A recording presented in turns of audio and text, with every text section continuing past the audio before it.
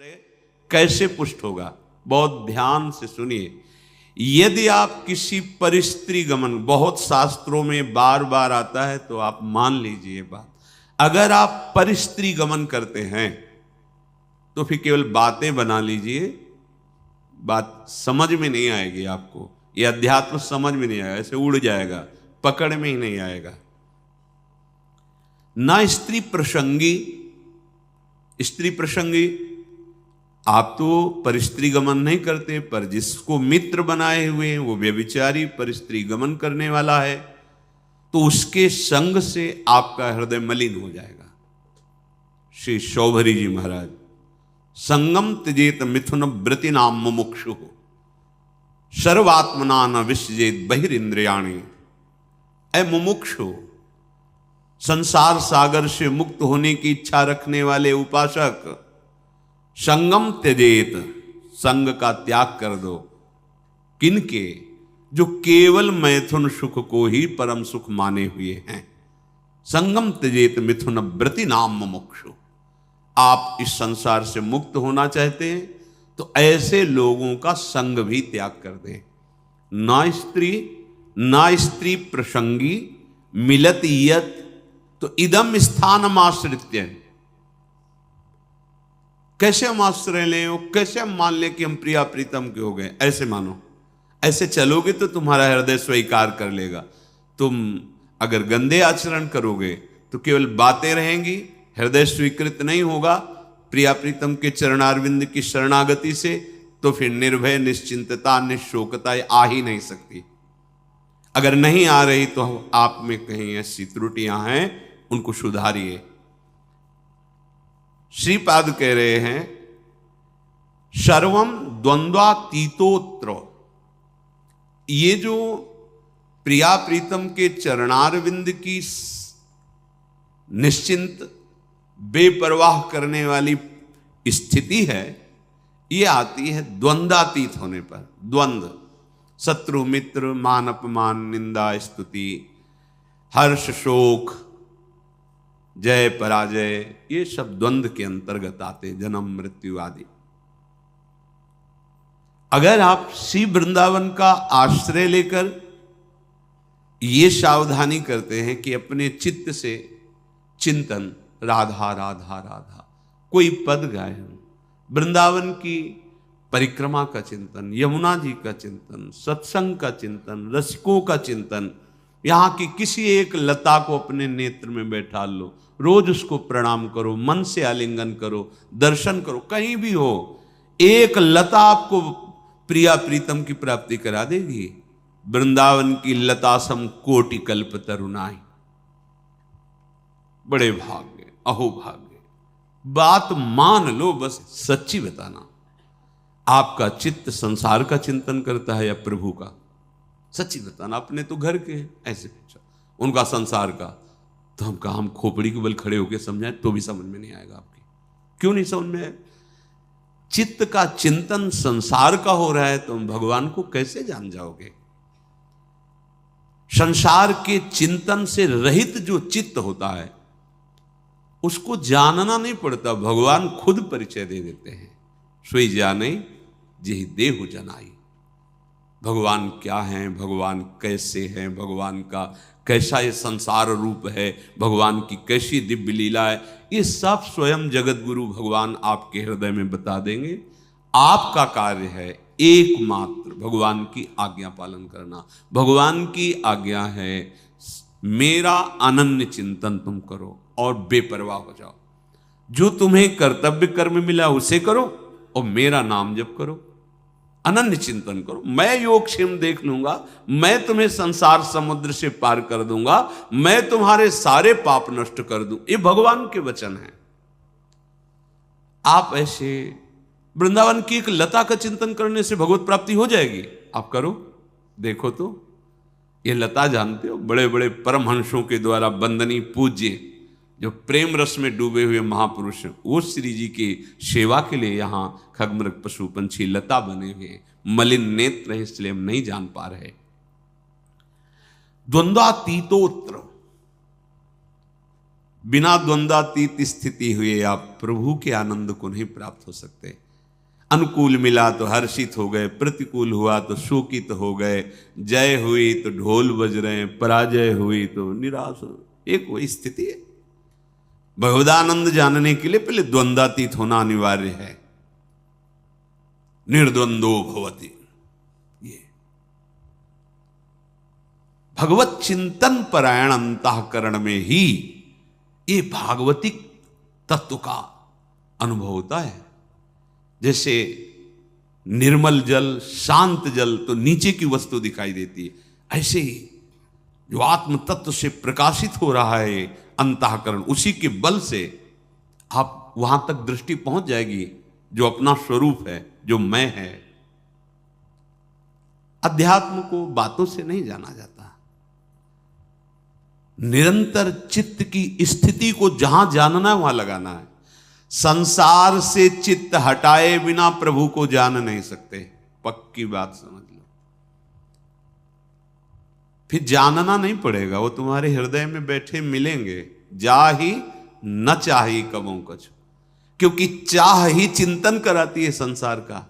जब कोई चाह ही नहीं, चिंतन ही नहीं संसार का, न सोचती न कांक्षती, तो ब्रह्मभूता ब्रह्मभूत हो गए।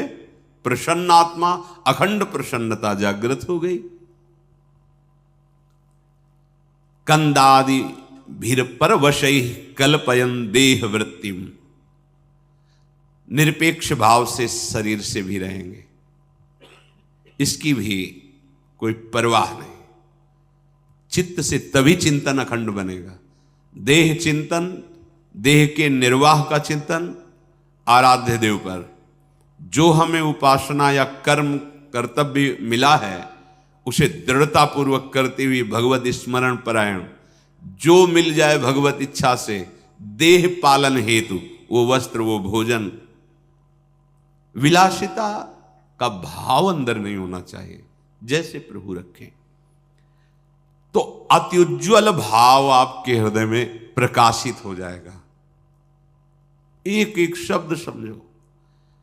अगर आप ऐसे चलोगे तो भावे नात्युज्वले नात्मनि मधुरतरे न्यस्य राधा पदाब्ज, जिसकी चाह है वो बात बन गई।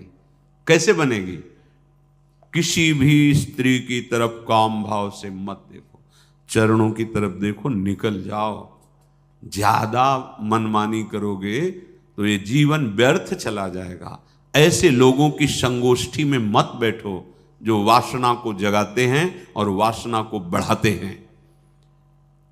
सीधा वृंदावन का आश्रय लेकर रसिकों की बताई पद्धति से उपासना, तो अपने आप द्वंद्वातीत होते चले जाएंगे। क्योंकि उपासना आपको सहनशीलता प्रदान करेगी। सहनशील व्यथित नहीं होता, बहुत संपत्ति आ जाए तो भी उदासीन रहता है। जाना है यार, कुछ नहीं जाएगा, क्यों फूल रहे हो, सब कुछ नष्ट हो गया, जाना है, क्यों शोक कर रहे हो, क्यों भूल रहे हो, अपने पास तो अक्षुण्ण संपत्ति है, अविनाशी सी श्यामा श्याम, क्यों शोक करते हो। यहां सब कुछ जाना है। इतना सुंदर विवेक रहता है कि वो सहनशील महात्मा द्वंद्वातीत हो जाता है। चाहे कोई गृहस्थ में हो, चाहे विरक्त में हो, महात्मा एक स्थिति है का नाम है। जो महात्मा है वो एक स्थिति है, साधुता एक स्थिति का नाम है। जैसे प्रधानमंत्री एक पद है, ऐसे साधुता एक स्थिति का नाम है। वेश मात्र को नहीं, स्थिति। जहां कहीं साधु का वर्णन होगा वहां लक्षणों का वर्णन, स्थिति का वर्णन पाया गया है। ये तो आचार्य परंपरा से वेश दिया गया है। वेश है, स्थिति नहीं तो अधूरा। बिन विवेक वैराग्य भक्ति बिन सत्य नये को मानो, भगवत विमुख कपट चतुराई सो पाखंड जानो, भगवत ऋषि जी महाराज कह रहे हैं। अगर वेश है और उद्देश्य भी पक्का है तो सोने में सुगंध मानो, फिर क्या कहना है। फिर तो सतरति सा लोकांतार्यति मम भक्ति युक्तो भुवनम पुनात, लोक के लोक पावन करने की सामर्थ्य महात्मा रखता है।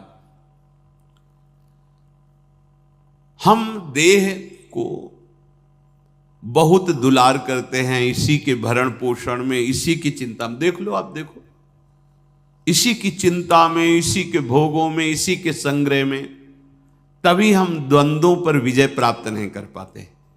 यदि हम भगवत चिंतन परायण हों तो इतना सुंदर विवेक जागृत हो जाता है, हर द्वंद्व में वो सम रहता है, स्तुति में, प्रशंसा में, निंदा में, अपमान में, चाहे जैसी परिस्थिति हो, इतना सुंदर विवेक रहता है, वो अपने को बचा लेता है, उसमें फंसने नहीं देता। तो क्या स्थिति आती है? ऐसे उपासक बोले अत्युज्वल, मधुर से मधुर चित्त में श्री राधा चरणारविंद का प्रकाश, ये परम लाभ।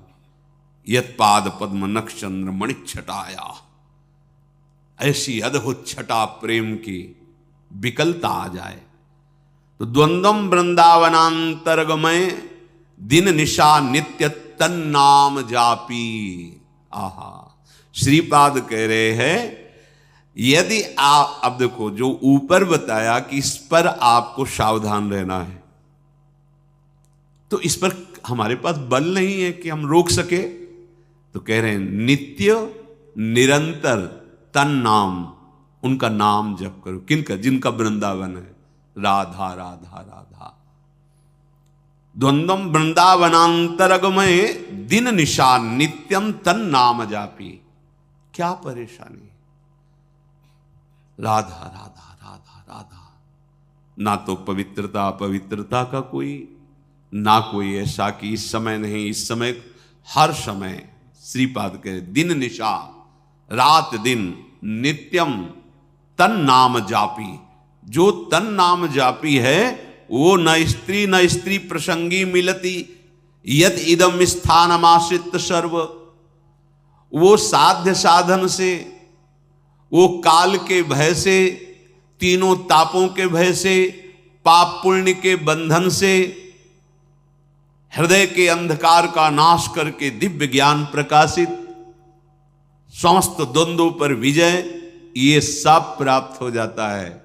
अच्छे से समझ लो, वृंदावनांतरगमय दिन निशा नित्य तन नाम जापी। रात दिन वृंदावन में जिनकी जय घोष होती रहती है, महारानी जो राधा राधा राधा राधा राधा।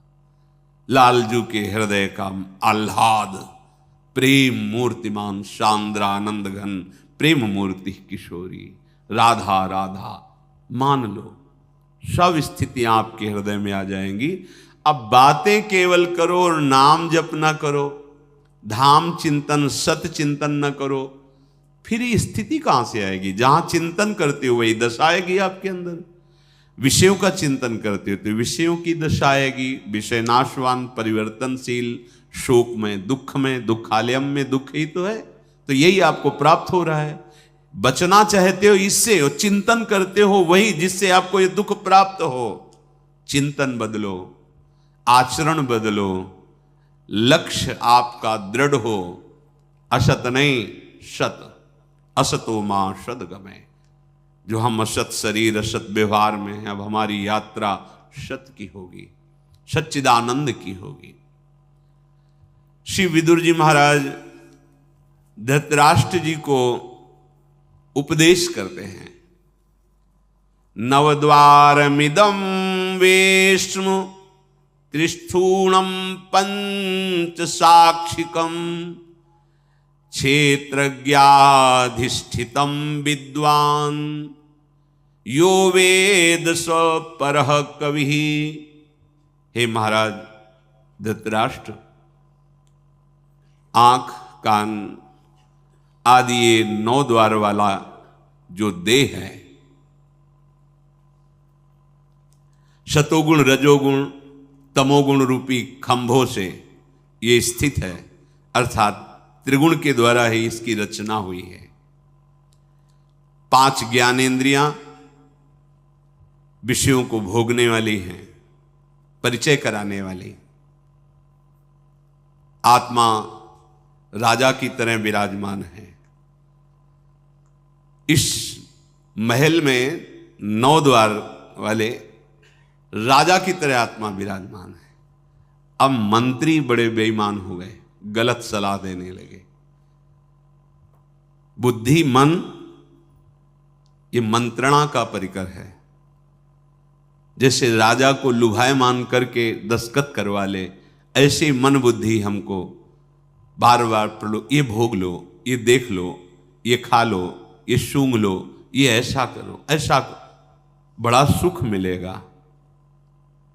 हम राजी होते चले गए और हम फंस गए।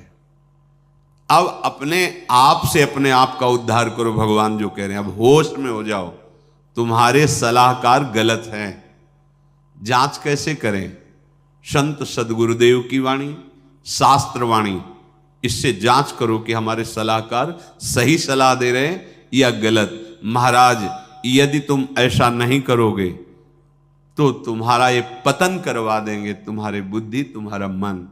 वही ज्ञानी है जो तत्व से ये बात जानता है कि शरीर एक घर मात्र है, मैं नहीं हूं। ये इंद्रियां सेवक हैं, ये मैं नहीं हूं। ये मन बुद्धि सलाहकार हैं आपके, आप नहीं हैं। पर आप कभी ऐसा नहीं देखते। आप शरीर को मैं देखते हैं, मन इंद्रियों को मैं में मिला लिए हैं कि मैं खा रहा हूं, मैं देख रहा हूं, मैं भोग रहा हूं, मैं चल रहा हूं।